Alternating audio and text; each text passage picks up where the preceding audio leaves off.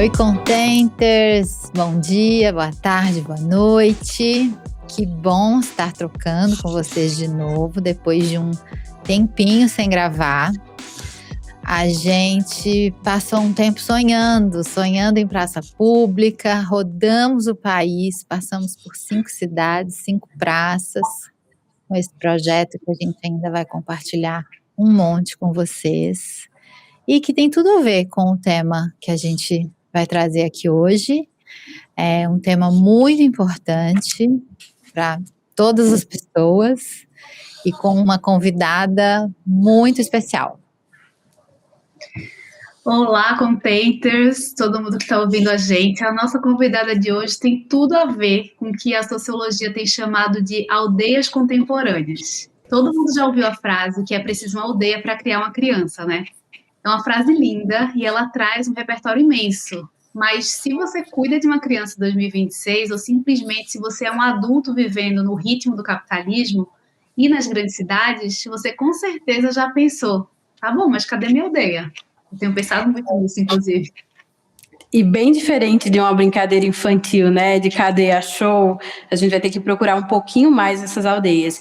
Porque durante quase toda a nossa história como humanidade, as crianças, inclusive nós, adultos, estivemos rodeados de muita gente, né? Avó, tia, vizinha, vizinho, irmã ou irmão mais velho.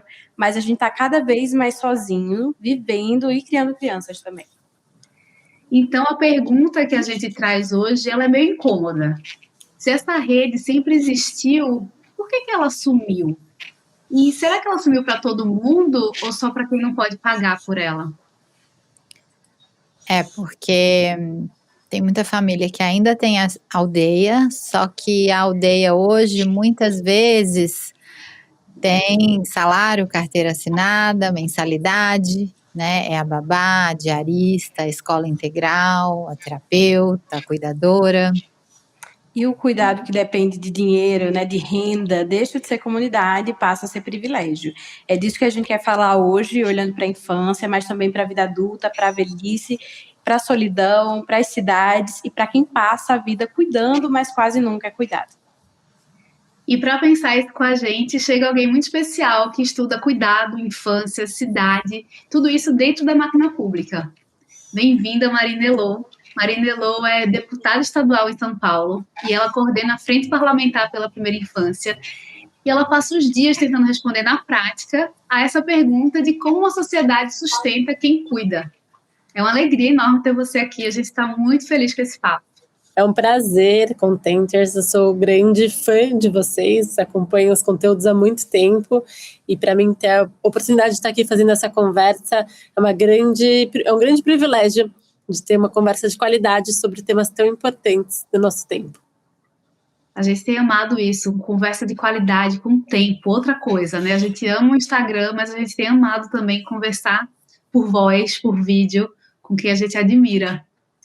E aí, para começar, eu queria já te perguntar um pouco sobre o tamanho do estrago, né? A aldeia, ela não caiu de um dia para outro, ela foi desmontada também aos poucos pela cidade, pelo trabalho, pela ideia de que gente adulta não precisa de ninguém, que cada um que se vire e faça o seu, né? E aí, Marina, eu queria te perguntar, quando você pesquisa a primeira infância, o que mais pesou para que essa rede se desfizesse?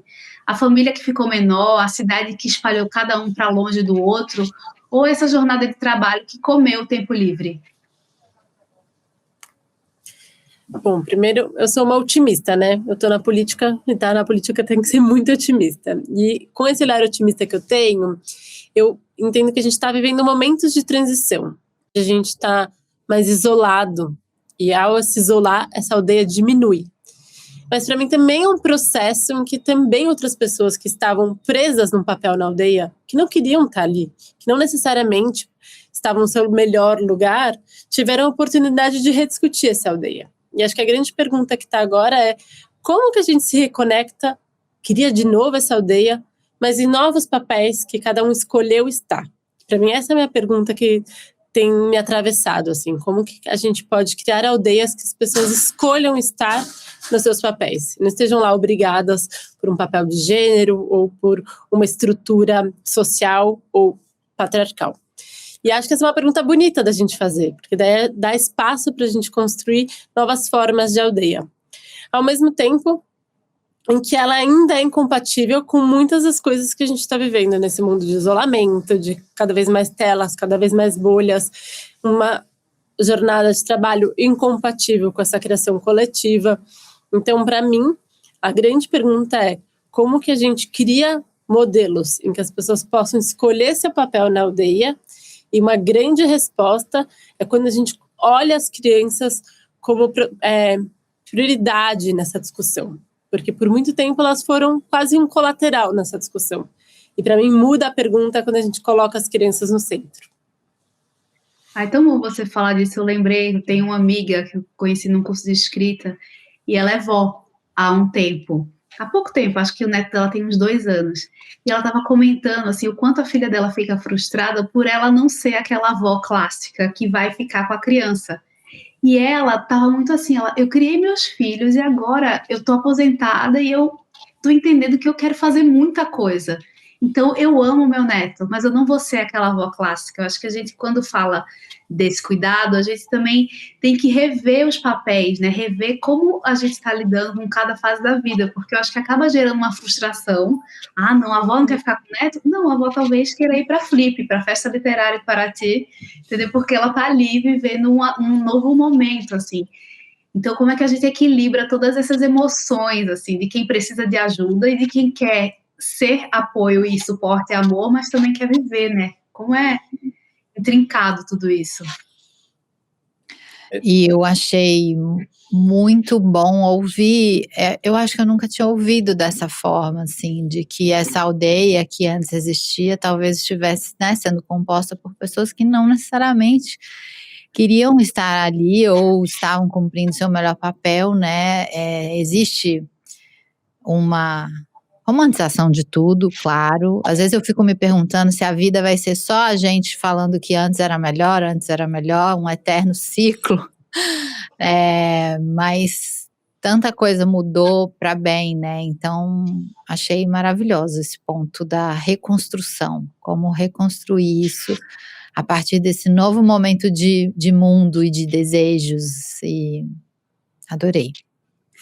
E aí eu já aproveito para emendar uma pergunta que a gente vive num contexto de grandes cidades, né, numa configuração que parece separar a gente mal conhece o vizinho, aí a gente tem, eu estou só nos exemplos hoje, mas a gente criou um grupo de mães do prédio e a gente tentou fazer um café da manhã, virou uma coisa para 3 semanas depois e que não aconteceu até hoje, porque cada pessoa tem um jeito e tudo mais, assim, pessoas no mesmo prédio não conseguem se encontrar, quiçá ser em rede, né? Então, como é que a gente faz para combater um pouco esse isolamento, essa sensação de solidão, e como é que a gente se abre para dizer assim, cada um tem sua agenda, mas bora tentar descer aqui só para ver se a gente tem algum match, se alguma coisa entre nós vai dar vontade de fazer um segundo encontro, e quem sabe daqui a um tempo você possa olhar meu filho, eu posso olhar sua filha e a gente se ajudar.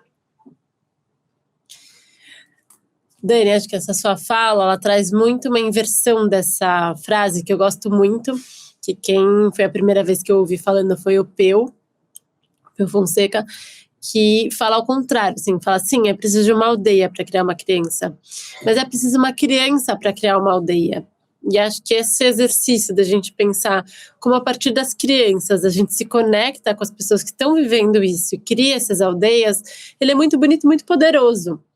E eu acho que esse esforço que você traz, ele vai nessa direção. A gente tem umas mães aqui que têm filhos, vamos ver se a gente se encontra e a gente começa a criar a partir daí. E como a gente está indo contra o ethos do nosso tempo, que cada um tem sua agenda, individualista tem tempo, tá? Ainda é um desafio, mas eu acho que esse é o caminho. Eu perdi minha mãe, então eu tinha uma ajuda ela era minha vizinha, era muito importante na minha vida, e quando eu perco ela, entre muitas coisas que eu perdi, também perdi isso, foi muito duro. Eu conto bastante com a minha sogra, que é maravilhosa, mas a aldeia que eu encontrei foi buscar essa aldeia próxima, então a gente também criou um grupo de vizinhos, a gente foi identificando todas as casas em 2 ruas que tinham filhos, e a gente esforçou, e no começo foi difícil, e hoje a gente tem uma rede super legal, meu filho já tem 8 anos, que ele vai sozinho para a casa dos vizinhos, e a gente já se sente muito mais confiante, mas a gente trabalhou para construir essa rede, essa aldeia, que surgiu a partir das crianças.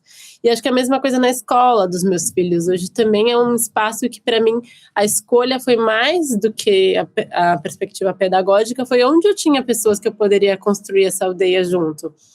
E esse lugar de que também é preciso uma criança para criar uma aldeia, traz talvez um pouco do caminho de resposta onde a gente pode se reconectar nesses lugares. Nossa, lindo isso de uma criança para criar uma aldeia. E eu, como boa ex-criança interiorana, para dizer o mínimo, porque minha cidade era quase um grande vilarejo da Marisa Monte, tinha 40 mil habitantes, minha rua todo mundo se conhecia, era muito legal, assim. E eu lembro muito de ter quase um rodízio de mães para ir, que as crianças estudavam na mesma escola pública, um rodízio de mães para ir para reunião escolar. Quando uma não podia, aí pegava o boletim da criançada toda e saía distribuindo nas ruas. Eu já ficava fascinada naquela época com isso. Hoje que eu mudei e não estou mais no interior, tão interior assim, eu fico, caramba, realmente era uma política ancestral ali, uma engrenagem finíssima de compartilhamento, assim, de tudo, né? E aí, você estava falando isso no início, sobre como muitas pessoas que estavam nessas aldeias não estavam por livre e espontânea vontade, mas sim por livre e espontânea pressão de gênero, muitas vezes, de raça, de classe, várias vezes. E aí eu já aproveito para fazer essa pergunta, que se a gente olhar para as periferias ou para as cidades pequenas, para os interiores, para esse Brasil que é chamado de Brasil profundo, mas é um Brasil bem da superfície, bem comum e bem na nossa cara ainda, isso ainda existe. Só que tem um problema que isso existe mediante muitas faltas, né? Falta de uma escola integral, falta de matrícula para creche, falta de recurso financeiro, e muitas vezes essas mulheres que ainda estão nessa configuração de aldeia, das suas próprias vidas, estão também sendo aldeia de outras pessoas via trabalho pago, trabalho doméstico, né? Enfim, trabalho de babá. Eu queria te entender e te escutar do ponto de vista mais público e político, do tipo, como que a gente faz para transformar a aldeia não só na iniciativa individual, de vizinhos, de galera que mora na mesma rua, no mesmo condomínio, mas também em política pública de Estado. Porque é um trabalho não remunerado, é um trabalho de sobrecarga, e está recaindo sobre as mesmas pessoas há muito tempo. Então, como que a gente consegue, enquanto construímos as nossas aldeias aqui no individual, pensar nessa construção estrutural mesmo como política pública? Boa, vou te responder com dois caminhos. O primeiro é um caminho de rediscussão de gênero, de papel gênero. Porque quando você traz esse passado, esse presente, essas novas configurações, a gente sempre está falando da mulher, né? A mulher lá atrás cuidando, como obrigação, a mulher indo trabalhar, a mulher contratando outras mulheres, a mulher querendo... E não tem como a gente sair dessa configuração se a gente não rediscutir o cuidado como uma tarefa coletiva da humanidade. E isso implica em a gente trazer uma discussão de gênero maior, e que é possível, e que é real, e eu tenho um ótimo acordo com o meu marido que funciona, e ele faz o papel dele, e acho que a gente tem um grande caminho cultural para rediscutir o cuidado como uma tarefa da humanidade, e acho que em tempos de inteligência artificial, o que nos faz profundamente humanos é cuidar e ser cuidado, e aqui tem um caminho importante da nossa geração. E o segundo caminho é para a política pública, que você traz muito bem, que não tem como isso se transformar se isso não for uma transformação com apoio e suporte de estrutura de como a gente convive como sociedade, e as políticas públicas organizam isso. Eu sou presidente da Frente Parlamentar pelo Cuidado, junto com a vereadora Marina Bragante. A gente criou a primeira frente entre Estado e município, porque discutir o cuidado como política pública, como impacto na economia, e isso, a partir daí, estruturando políticas públicas de suporte, é muito necessário. E aqui a gente está falando de coisas muito concretas, como, por exemplo, a aposentadoria, para quem sempre cuidou, e como isso pode ser uma aposentadoria garantida. A gente vive num país em que o Ministério da Saúde fala de licença maternidade de 6 meses, e o Ministério do Trabalho dá 4, para quem é formal. Para quem... Tem gente que nem tem licença maternidade. Então, o que a gente está falando é criar políticas públicas para que esse vínculo aconteça, para que a gente esteja falando sobre creche que saia mais tarde, para que a mãe possa voltar a trabalhar e buscar seu filho, escola em tempo integral. A maioria dos países chama escola de tempo integral só de escola, só. Só a gente que faz essa divisão entre escola e escola. É escola, que a criança fica durante o dia e a gente se desenvolve. Então, essas políticas públicas estruturantes para o cuidado, e daí é o cuidado com as crianças, mas o cuidado com os idosos, o cuidado com as pessoas com deficiência, por exemplo, ele tem um grande olhar estruturante dessa forma que a gente quer ser sociedade, que a gente quer ser aldeia. Perfeito. E na sua visão, você acha que falta... Eu tô bem autorreferente, tá? O FOMO desse podcast me deixa assim, eu não tenho redes sociais, eu preciso ser autorreferente aqui. Mas eu estava conversando com a minha vovó, que tem seus 83 anos, e em algum momento, no telefone, um dia desse, em algum momento ela falou, não sei o que eu nunca trabalhei. E assim, eu comentei na viagem com as meninas, para eu conversar com a minha avó, eu tenho que marcar uma agenda com ela, porque a Diva é ocupadíssima, aos 84 anos. Ela acorda às 5 da manhã, vai dormir 8 da noite e já tá tudo blocado. Então, eu que preciso me adaptar. E eu falei, vó, como assim? Tudo que a senhora fez nesta vida foi trabalhar. Em casa, cuidando dos filhos e tal. E beleza, minha avó é de outríssima geração, né? Nem outra, são várias gerações atrás. Mas eu vejo isso muito até de pessoas da minha idade, dos seus 25 a 30 anos, que é esse discurso de que o trabalho de casa não é um trabalho. O trabalho de cuidar, né, as mulheres da geração sanduíche, que cuidam dos seus filhos, mas também que cuidam dos seus pais idosos, só vem como trabalho cuidar dos filhos. Parece que os pais idosos é tipo uma obrigação protocolar feminina. Então, quase que... Então, assim, eu queria entender de você, como que essa falta de entendimento de que isso é um trabalho, um trabalhão, um trabalho que deveria pesar na conta da aposentadoria, por exemplo, dificulta essa mudança estrutural? E aqui, claramente, eu não estou querendo culpar mulheres por não entender que isso é um trabalho. Homens, então, a gente nem passa, porque não passa nem sequer pela cabeça deles. Então, como que a gente faz para essa mudança, também ser uma mudança de discurso, que aí, sei lá, vai desembocar na urna, vai desembocar em política pública, e no seu dia a dia você vê essa, né, você que é uma pessoa que, enfim, trabalha na política, com a máquina pública, essa trava de discurso também do tipo, trabalho sou eu, né, que sou CLT. Claro, acho que esse é um grande desafio mesmo da nossa geração, quando a gente fala do cuidado e dessa questão entre gêneros ser redistribuída, é olhar o cuidado de uma forma que é como um elemento para a manutenção da vida. E ao ser um elemento da manutenção da vida, a gente tem que repensar essa questão, o que significa o cuidado. E são termos novos, a gente já tem economistas no mundo, economistas premiados, que estão conseguindo quantificar o valor do cuidado, quanto que agrega para o PIB, o quanto que agrega para a distribuição e prosperidade do país. E esse é um lugar que a gente precisa estimular, que cada vez mais a gente tenha essa consciência, para construir as políticas públicas adequadas. E é novo, é recente, não faz 15 anos que a gente está discutindo isso.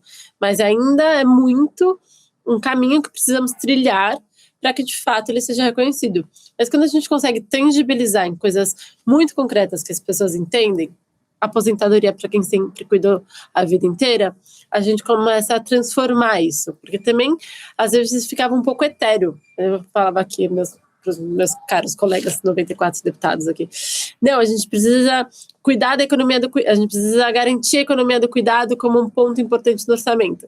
Eles olhavam e falavam, que essa menina tá louca. Quando a gente vai conseguindo tangibilizar o que a gente está querendo começar a discutir, que é muito mais profundo do que só a aposentadoria, mas ele é um modo que a gente começa a fazer explicar o que isso significa em estruturar políticas públicas. E esse é um desafio que a gente está vivendo. Acho que o Brasil tem avançado nesse papel, a gente criou nesse governo, então, a primeira política nacional de cuidados do país, e a partir daí estamos distribuindo, e a gente tem GTs, grupos de trabalho nacionais, discutindo pessoas com deficiência, discutindo idosos, discutindo crianças, discutindo cuidadores, discutindo piso de cuidadores. A gente não sabe qual é um piso de cuidador para idosos. A gente não tem um piso para creche, a gente não equipara a cuidadora de creche com professora. A gente está fazendo esse tipo de discussão, ajudando a estruturar para que a gente consiga avançar. De novo, eu sou um tanto otimista e acho que a gente está num processo de avanço nessa pauta, que quando eu fiz a faculdade de administração pública não era nenhum campo de estudo, e agora a gente está aí discutindo de fato com orçamento concreto para isso, mas temos um longo caminho pela frente. E também o quanto é necessário a gente pensar no que não está sendo falado, né? Porque eu acho que para uma certa bolha a gente falar de economia do cuidado, um monte de gente já entende, mas para a grande maioria da população pessoa fala, não, é obrigação, eu faço isso desde sempre, isso não tem que ser reconhecido. Então, a importância da política mesmo, de pautar e dizer assim, o que você faz é gigante, isso sustenta o trabalho, todo o resto do trabalho do mundo. Então, é preciso ser reconhecido, isso movimentaria tantos trilhões na economia. Então, dar nome às coisas e ousar imaginar um futuro em que isso que a gente tem como estabelecido é ressignificado também, né? Mas acho que a Luísa trouxe um ponto muito importante, que é trazer essa diversidade para quem está tomando as decisões. A deputada Paula, que é deputada da bancada ativista aqui na Assembleia junto comigo, ela virou mãe durante o mandato. E eu também já tinha tido essa experiência, também engravidei no meu primeiro mandato. E é uma experiência tão diferente dos outros deputados, porque eles têm filhos também, mas não impacta a vida deles. E ela trouxe outro dia, nossa, a vida dele é tão diferente da minha, porque ele não sai daqui, ele não precisa pensar que a criança vai comer de lanche, ele nunca na vida fez no supermercado, nunca trocou uma fralda, ele não precisa organizar quem que vai ficar com o filho dele, tipo, ele chega em casa e os filhos dão um beijo, boa noite, pulam na barriga dele, sei lá o quê, e vai embora, tipo, é uma realidade tão diferente, que ele não consegue nem conceber, porque ele não sabe o que significa. E no fundo, é verdade, a gente tem colegas aqui que é isso, tem 5 filhos e nunca trocou uma fralda, não passa pela percepção da vida, como foi a vida para ele até hoje, que isso seria uma possibilidade para ele. E daí, a gente ter diversidade nos espaços, quem está nos espaços de poder, que tem outras realidades, outras vivências, muda muito a qualidade da política. Eu concordo que esse é um caminho muito importante também. Eu acho que recentemente a gente viu isso, por exemplo, o Rick Azevedo, né, gente? O que é o Rick Azevedo, que fez um vídeo no TikTok sobre escola, olha, eu tô sequestrada pela nossa conversa, sobre escala 6x1, e isso virou agora um movimento que pode extinguir, se Deus quiser vai extinguir, essa escala da vida dos brasileiros. Então, assim, eu acho que é isso, né, a gente, quando fala de representatividade, talvez a internet sequestrou muito esse debate e a gente fica achando que é uma coisa menor, não precisa, quando na verdade é assim, definidora dos nossos rumos mesmo, né? E você estava falando isso dos deputados e recentemente eu vi um vídeo, fui até procurar aqui, da Antônia Pellegrino, que é a nova presidenta da EBC, né, que é a Empresa Brasileira de Comunicação, e era um reel de ela contando, eu estou vivendo há um mês como um homem, eu estou trabalhando como um homem que eu só preciso me preocupar com o meu trabalho. E como isso é muito diferente. E aí eu já emendo numa pergunta que eu não espero que você tenha a resposta, porque se tiver, você merece $1 milhão.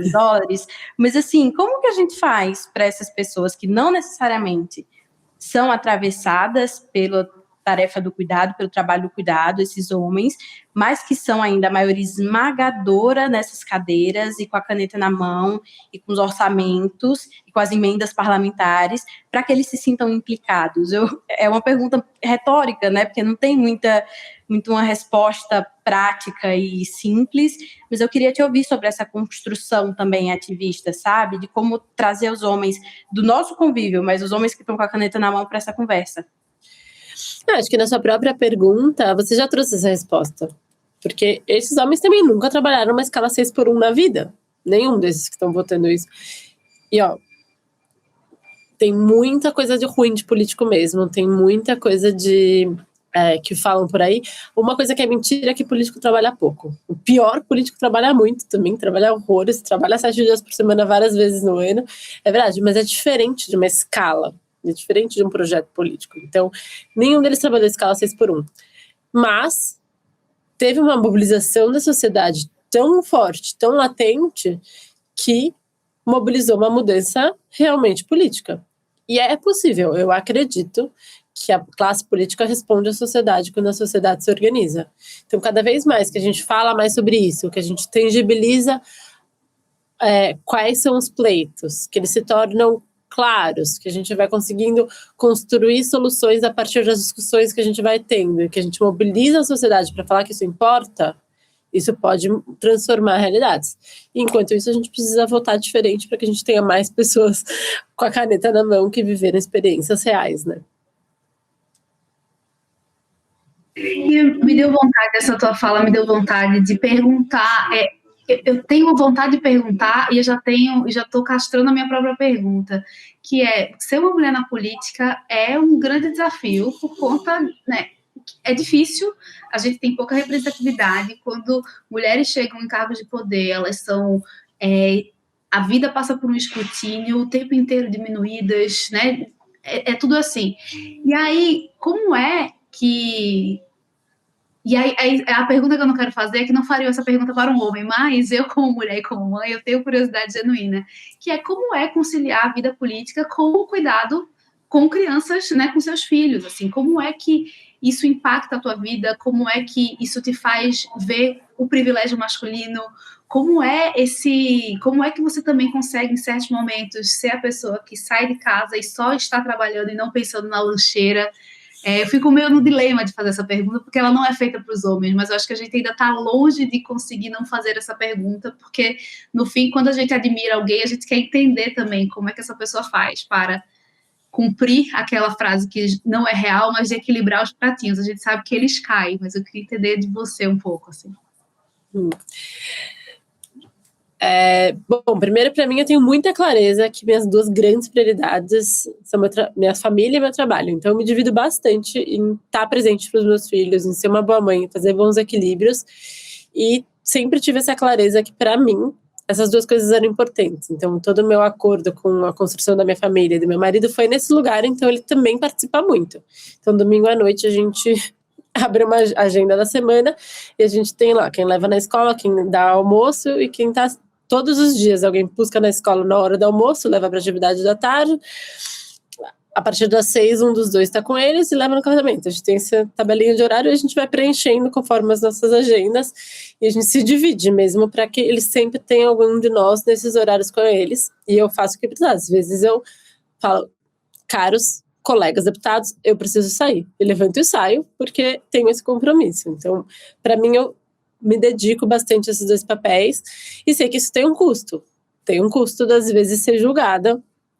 Tipo, como assim ela tá saindo para buscar os filhos? A gente tá aqui discutindo uma coisa importante. Às vezes tem um custo de eu tô numa reunião e não pude. Agora, esse ano eleitoral, eu sofro muito, porque daí o trabalho desequilibra bastante, e daí eu não fui assistir a apresentação de música, e daí tem um custo de ouvir meu filho triste, chorando, você não veio, mamãe, e eu choro também, e acontece. Chorar, às vezes, resolve bastante os problemas, mas faz parte da vida, assim, acho que eu consigo hoje ter bastante tranquilidade de que tem um custo, mas tem os benefícios que eu escolhi, e que eu consigo deixar os pratos caírem, na medida do possível, mas sempre tem um prato ali para comer. Eu ouvi. Tudo não terás, né? Ter o prato de comer já é o essencial. Os outros deixa eu dar uma caidinha de vez em quando. Você falando da sua realidade como mãe, né? E da divisão, enfim, na sua casa das tarefas, me faz parecer ainda que no individual a gente a mulher, né, precisa usar muitos hacks, assim, para usar a linguagem da tecnologia, para conseguir escapar dessa estrutura. Mas também me vem à tona a sua lei aprovada que garante o direito à amamentação dentro das creches, e que, assim, isso, por exemplo, é uma puta coisa estrutural que faz com que a gente não precise mais desses hacks, né, dessas escapadinhas. Então, eu queria entender o que aprovar essa lei, produzir essa lei te ensinou, o que comprar essa briga que te ensinou, e o que ela pode mostrar para a gente de disputas que, se as mulheres tiverem no Congresso e no Senado, a gente consegue ter vidas melhores, mais equilibradas. Antes de responder essa pergunta, eu vou só complementar uma coisa que me passou ouvindo, que também tem um tanto da vida acontecendo, e a vida tem um tanto da gente sofrer. Então, eu fiz essa escolha, então desde o meu eu trabalhava na Natura antes, meu filho foi para a creche com 6 meses de idade, porque eu já trabalhava e acabou a licença, foi para a creche, e depois eu fui eleita e trabalhava muito, e essa foi a minha escolha. Eu tenho amigas que têm um mega privilégio de não precisarem trabalhar, e elas sofreram muito, porque elas ficavam só com a criança, e daí elas se sentiam sozinhas, e daí elas se sentiam um pouco produtivas, e daí elas não queriam estar. Eu tenho amigas que trabalhavam um pouco e ficavam um pouco com o filho, mas também achavam que podiam estar fazendo mais coisa. Então, acho que sempre tem algum lugar, e acho que para mim essa ficha caiu uma vez que eu estava muito cansada, tal, e fui visitar minha amiga, e ela estava chorando, porque ela não estava trabalhando, e eu falei, bom, a gente tem um lugar que também precisa a gente lidar com as nossas escolhas e saber que não é que ia estar melhor se eu tivesse diferente, ia estar outro tipo de sofrimento. Então acho que essa foi uma escolha, uma ficha que caiu para mim, que ajuda a gente a lidar com as dificuldades do dia a dia. Agora, na perspectiva de políticas públicas, faz muita diferença. Eu tive direito a essa creche que eu podia levar meu leite. E para mim era importante que meu filho tivesse amamentação, que eu não tivesse fórmula. Então eu tirava leite. E é um puta perrengue. Quem já foi mãe sabe que é ficar tirando leite no banheiro do trabalho, sabe o que é uma situação horrorosa lá, vexamina, você fica lá um saco. Mas eu fazia porque eu achava que era importante. E eu tinha creche que permitia isso. Quando eu vi que tinha creches que as mães deixavam os filhos com 4 meses, e ele começava a tomar fórmula, porque não tinha onde armazenar o leite, e a mãe podia ir lá dar de amamentação, mas não tinha uma cadeira para ela dar de amamentação, ela não podia interromper, a gente entendeu que tinha uma política pública a ser transformada aqui. E ela teve um poder muito maior do que esse, porque ela se tornou as creches um ponto de explicação da importância do leite materno. E daí as creches se tornaram pontos de reflexão para mulheres que às vezes não tinham acesso à informação, o quanto é importante o leite materno para o desenvolvimento infantil e a amamentação e o vínculo. Então, eu acredito muito na estruturação de políticas públicas que ajudam a gente a fazer essa transformação em vários setores e criando estruturas de apoio a realidades e as escolhas que as famílias e as mulheres podem ter.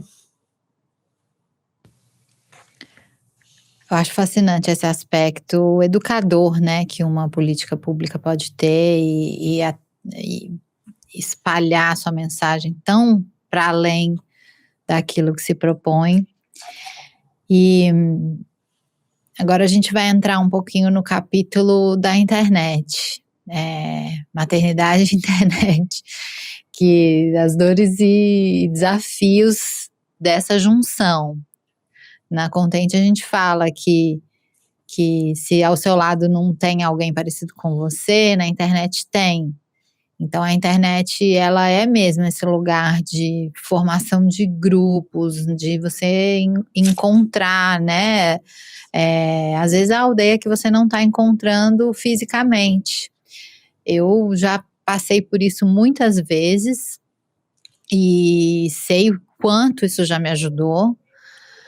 Mas a gente vive também um cenário de muita desinformação, muito excesso, muitos desafios, porque é esse ambiente muito também sem controle, né? E aí eu queria, às vezes quando a pessoa está no papel de entrevistada, né, ela fica naquele lugar de como resolver o mundo, né? Eu não quero de jeito nenhum te colocar nesse lugar, mas entender um pouco assim essa perspectiva dos desafios que o digital apresenta em vários cenários assim, para a maternidade, para a formação de aldeias. Eu sei que esse é um tema caro para você também, então eu queria te ouvir um pouco sobre essa relação do digital e da maternidade, e também ouvir do lado de cá, nós como, primeiro, integrantes da sociedade civil, segundo, como um veículo que se propõe a fazer a mobilização e a sensibilização dessa sociedade. O que você acha que a gente tem que colocar num megafone, assim, para ajudar tanto o seu trabalho, ajudar a pressionar o cenário político também? Muitas perguntas de uma vez só. Desculpa por isso. Não, mas começando sobre a internet como esse espaço também de criar aldeias, e eu acho que aqui, fazendo um link com a conversa anterior que a gente estava tendo, eu tenho um exemplo muito claro, que é uma aldeia que nunca existiu, que é das crianças com deficiência, das mães atípicas.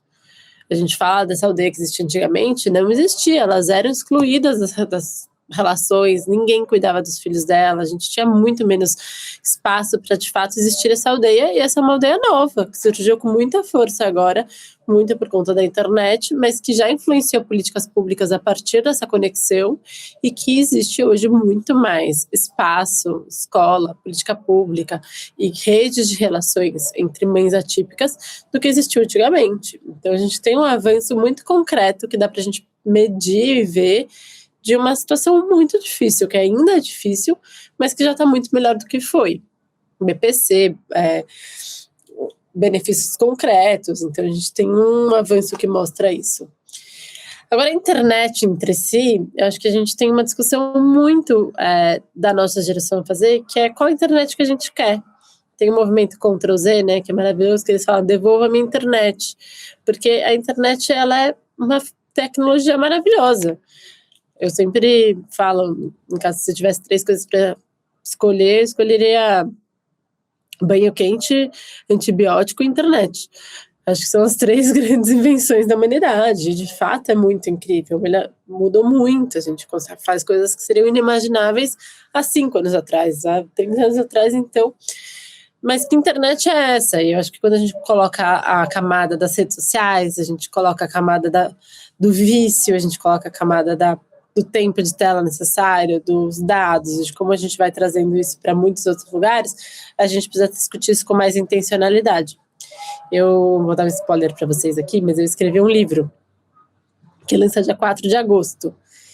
E eu começo discutindo nesse livro, meu primeiro capítulo do livro é falando sobre isso, né, sobre como a gente foi entendendo, abrindo espaço na nossa vida de uma forma orgânica.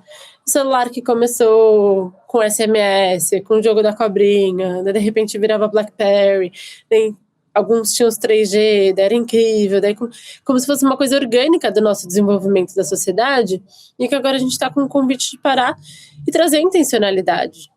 O que está acontecendo de fato? O que é a internet? O que é redes sociais? Onde é que eu estou viciada? Onde que eu quero usar isso para o meu bem? Aonde isso aqui está me fazendo mal? Que não é um desenvolvimento orgânico das nossas relações, mas que tem interesses por trás, que tem empresas, que tem um lucro, e que a partir daí nos convida a fazer qual é a escolha intencional que eu quero disso, até onde me faz bem e até onde faz mal. Para quem faz bem e para quem faz mal. Quando que a gente pode usar isso de uma forma que fortaleça as nossas redes, que crie aldeias, que me dê soluções, quando que isso está me isolando de ter uma relação real com alguém. E acho que esse é o momento que a gente vive hoje, assim, essa clareza, dessa intencionalidade nas nossas escolhas. É um convite que não é fácil de fazer, porque de fato é viciante. É fácil a gente perceber o quanto que a gente vicia, o quanto a gente necessita. Mas eu acho que é um processo que a gente está vivendo. E como vocês podem ajudar nas escolhas, eu acho que tem uma questão muito real, que é olhar para as eleições, né? Eu acho desesperador a gente viver num país que 80% das pessoas não lembram que votaram para o legislativo, em que o legislativo é tão pouco discutido e é tão central na discussão do país, porque hoje, com as emendas, 70 bilhões de reais em emendas só no Congresso Nacional, manda no orçamento, define as regras, define o jogo de quem é eleito e de quem não é. A gente tem os partidos agora indo no STF para tirar a cota de recursos de partidários para mulheres e negros, acontecendo essa semana, uma loucura. Então, de fato, é um convite muito importante que a gente tem, a gente trazer mais a discussão da importância da política, da importância da gente votar bem, da importância da gente olhar para todos os cargos com igual valor, lembrar que a gente está votando, votar mais em mulheres. É um megafone maravilhoso. E aproveitando isso, o que é que a gente precisa fazer para mostrar para toda a sociedade a importância de olhar para a infância? Por que esse cuidado com a infância ele deveria estar no checklist de quando você vai escolher seus candidatos, em que você vai votar? Mesma coisa de como é que a gente olha para as pessoas idosas, como é que a política pode acompanhar as diferentes fases da vida e essas fases da vida serem da maior importância para uma grande parcela da população, porque eu acho que quando a gente fala às vezes, principalmente de primeira infância, muita gente nem sabe ainda o que significa esse termo, né? Se você puder falar sobre isso também. E como é que a gente pensa que se a gente está criando um mundo melhor para a criança, a gente está criando um mundo melhor para todo mundo? Dani, eu vou devolver essa pergunta para vocês, que são comunicadoras, que são escritoras, porque essa é a pergunta que eu preciso mais ajuda para responder. Porque eu não tenho dúvidas. Os estudos mais robustos do mundo já mostram que investir na infância é o melhor investimento que a sociedade pode fazer. Que é um investimento primeiro no agora. A gente vai viver cada vez mais, né? A gente tá aí, quando meus avós nasceram, quando meu avô nasceu, a expectativa de vida no Brasil era 47 anos. E esse fim de semana ele fez 94. A gente está conseguindo prolongar a vida cada vez mais, décadas. Meu marido tem certeza que a gente vai viver até 120 anos. Mas a gente não aumenta nem um dia a infância. A gente vai aumentar a vida e a infância continua ao mesmo tempo. E o que a gente tem feito, na verdade, é tentar diminuir a infância cada vez mais, né? Acelerando uma adultização.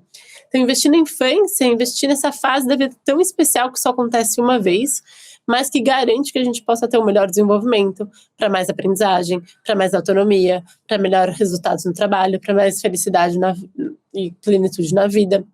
James Heckman ganhou o prêmio Nobel da economia provando isso. Então, a primeira infância, que é essa fase do 0 aos 6, 7 anos, ele é muito precioso. Mas ela também é uma das principais faces da economia do cuidado. Então, investir nas crianças, investir nos idosos, é investir na permanência, na potencialidade de vida no planeta Terra. Se a gente não investe neles, a gente não investe em quem cuida, em quem está cuidando, a gente não investe no nosso tecido social principal. A gente não cria a aldeia que a gente tanto fala. Então, para mim, esse é um lugar fundamental. Só que eu preciso dessa ajuda de como que a gente faz as pessoas entenderem isso, porque não tem um lugar que eu vou, que eu começo a falar, que as pessoas falam, mas o problema é que criança não dá voto, né?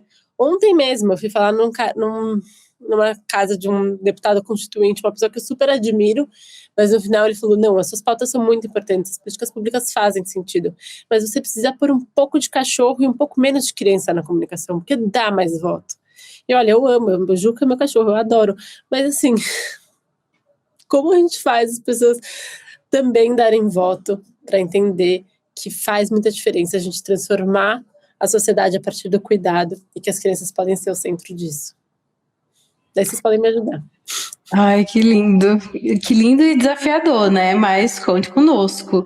Eu vi hoje um vídeo, e eu não vou lembrar onde, porque meu cérebro já é brain rotado de internet, mas que dizia que um país que não cuida das suas crianças, na verdade, não cuida de ninguém, né? Porque se você não consegue criar ali, cuidar da fase mais fundamental, quem dirá das outras, né? Que tem outras camadas de complexidade, enfim. Mas, Marina, dizer que foi um prazer ouvir você e ter você no comeback do querido internet, que de vez em quando faz umas pausinhas, mas dessa vez foi para sonhar, inclusive com infâncias em praça pública, e já que a gente está falando disso, a nossa aldeia de sonhar em praça pública em São Paulo teve crianças e, assim, teve falas incríveis, como, por exemplo, águas vivas deviam ter pernas, eu sonho com isso e eu amei, para mim é isso aí mesmo. Então, que a gente possa ouvir e sonhar com infâncias melhores, menos achatadas, para caber no orçamento, para caber, enfim, no que esses mais de 500 deputados, cuja maioria são homens, acham que deveria ser uma infância. Mas vamos terminar com alto astral, né? O que fica aqui dessa conversa para a gente é que as aldeias, sejam para as crianças, para as pessoas idosas, para nós adultos, elas não devem nem ser luxo, nem nostalgia. Elas devem ser infraestrutura tão básica quanto água e transporte, política pública e dia a dia e tecnologia de bem viver.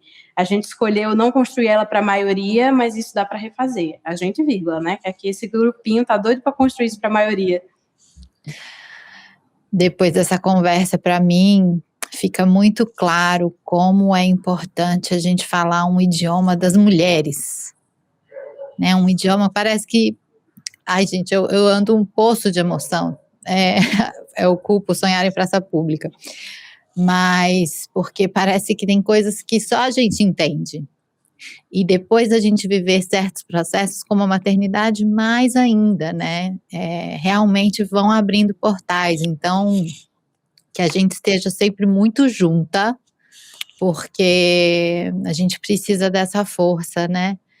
E, Marina, antes da gente se despedir, eu queria aqui te fazer um convite para você, para finalizar esse episódio, assim, se você puder sonhar sem limites, sem se preocupar se vai dar certo ou não, se as pessoas vão aprovar ou não, se vai ter verba ou não, que você deixasse aqui um sonho para a sua cidade, um sonho para as mulheres e um sonho para as crianças.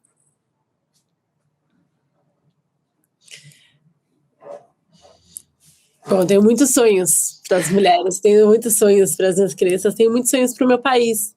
E acho que ele é um país em que a gente possa, de fato, existir na nossa potencialidade máxima. E aí, como sociedade, e que a gente possa, então, criar as relações, estarmos, e sim, trabalharmos, e sim, sermos produtivos, mas também termos tempos juntos, tempos de família, tempos de desenvolvimento, que a gente possa rir e brincar, e que a gente tenha todas as nossas necessidades básicas de fato atendidas, para que a gente possa sermos nosso potencial máximo. E esse é um lugar que eu acho bonito de pensar, mas que tem um desejo que ele passa, um sonho que ele passa pela política, necessariamente, pela estruturação de políticas públicas, mas que ele também passa por um novo olhar para que a gente precisa ter para as relações. Porque essa construção dessa sociedade, dessas aldeias, a política pública é uma parte importante, mas a gente tem que voltar a confiar, a gente tem que voltar a discordar e permanecer, a entender que não vamos ser sempre iguais, mas que a gente pode confiar e a gente pode construir confiança, a de fato nos conectarmos enquanto pessoas mesmo, enquanto aldeias. E acho que meu sonho é que a gente possa ter o Brasil como uma grande aldeia que se conecta e que é nossa potencialidade máxima. Ai, que prazer te ouvir, que bom saber que tem você lutando por tantas causas importantes. Fica para mim desse episódio a vontade dessa reconstrução do que é uma aldeia. A gente tem que vencer a preguiça, tem que vencer os nãos e tem que confiar que a gente vai encontrar pessoas com interesses em comum para compartilhar esse cuidado e tornar não só a vida da gente mais leve, como a dos nossos filhos mais plural também, né? E um desejo muito grande de que o mundo olhe para as crianças como as mães olham para seus filhos. Assim. Então, queria agradecer demais pelo seu tempo, por toda essa troca aqui, e agradecer a você que está ouvindo também, Contenter. E é isso. Diga onde a gente acha você nas redes sociais, né? É importante essa parte. E obrigada. Obrigada a vocês, é uma honra. Marina.elou, H-E-L-O-U. E vai ser ótimo continuar essa conversa em outros espaços também. É isso, então até o próximo episódio. Até a próxima, Obrigada, gente. Tchau, Até tchau. mais.